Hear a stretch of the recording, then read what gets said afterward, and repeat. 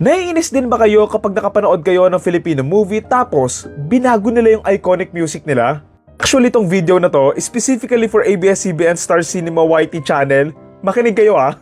Ako kasi, mahilig ako manood ng mga Filipino movies, lalo na ng mga rom-coms noong 2000s, and lagi nga ako nanonood sa YT ng ABS-CBN Star Cinema. Don't get me wrong, sobrang na-appreciate ko yung mga pa-free movies nila na hindi na nga kailangan magbayad, pero kasi, ako lang ba yung naiinis kapag binabago nila yung mga music sa ibang mga scenes? Lalo na yung mga cute and montage scenes sa mga Filipino rom-coms na ayun pa naman yung mga pinaka-paborito ko. Tapos ayun, kapag pinanood mo, magtataka ka na lang kasi binago nila yung music. Tapos yung pinalit nila, ang pangit naman. For example, sa A Very Special Love, favorite scene ko dito yung sa may party scene, yung kumakanta nga ng kailan si John Lloyd, tapos yung sa luneta na scene. Pero ayun, nung pinanood ko sa YT, iba na yung tugtog putik na yan. Imbis na kiligin ako, naasar ako eh. I was like, what did they do? Paano nyo nasikmurang sirain yung mga iconic scene na to? Ito, pakinggan nyo ah, kung napanood nyo na yung original scene, mas maiinis kayo kapag napanood nyo to.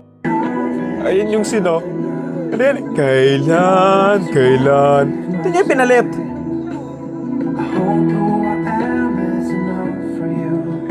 Ano yan? Ito naman yung sa luneta. Kailan din kinakanta niya dito eh, dapat eh. Bakit kaya umiiwas? Binti ko ba'y mayroong gasgas? Ba't ito binago? Ang pangit na tuloy. Pa, sa may Amnesia Girl na binago din nila yung tugtog doon sa montage na dati ata yung tugtog yung ano, bangin ka ba? Kasi nahuhulog na ako sa'yo. Ay basta ayun yung tugtog dyan eh. Sobrang kilig na kilig kaya ako doon sa scene na yun na kahit tipong ito lang yung mapanood ko, kikiligin na ako eh. Kaso ayun, binago din nila yung music. Ayun yung sino. Kung wala yung music, ang pangit, ang corny panoorin. Yung tugtog pa na pinalit nila, tunog bloopers. Diba napakinggan nyo na wala yung kilig effect ng scene at nagmukha nga lang Kengkoy. Alam mo, nakakahalata na ako. Bakit laging movies ni JLC? May galit kayo sa Bay Jessic, no? Sobrang panik ko nga binabago nila yung mga music. Pinanood ko rin yung May Only You, pero buti na lang. Hindi nila binago yung sa Kasama Kang Tumanda, tsaka sa Dalagang Pinay. Kasi mga favorite scenes ko din yan eh. Tatamad na akong mag-search, pero alam ko, marami talagang movies dito sa YT. Yung buo naman yung movie, pero ayun nga, binabago nila yung mga music doon sa mga certain scenes. Ayun, nawala yung flair niya. Ko naman na merong copyright and everything, pero alam mo yun, YT channel nyo na yan eh. Hindi nyo pa magagawa ng paraan.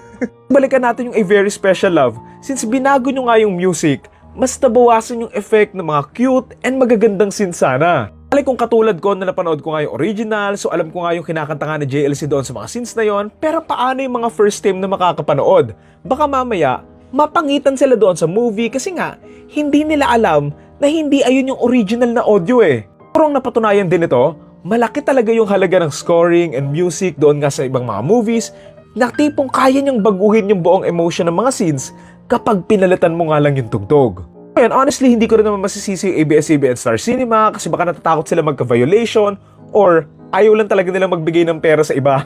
Alam mo kasi yon at the same time nga, you're kinda destroying the film kasi itong mga 3 to 5 minutes scene na may music, malaki yung halaga niyan doon sa movie eh. And kahit sabihin mong saglit lang yung binago mo, changing it could make or break a certain film. Ayun, opinion ko lang naman to. Baka curse lang to ng taong ang dami nang napanood na movie na napanood ko nga yung original.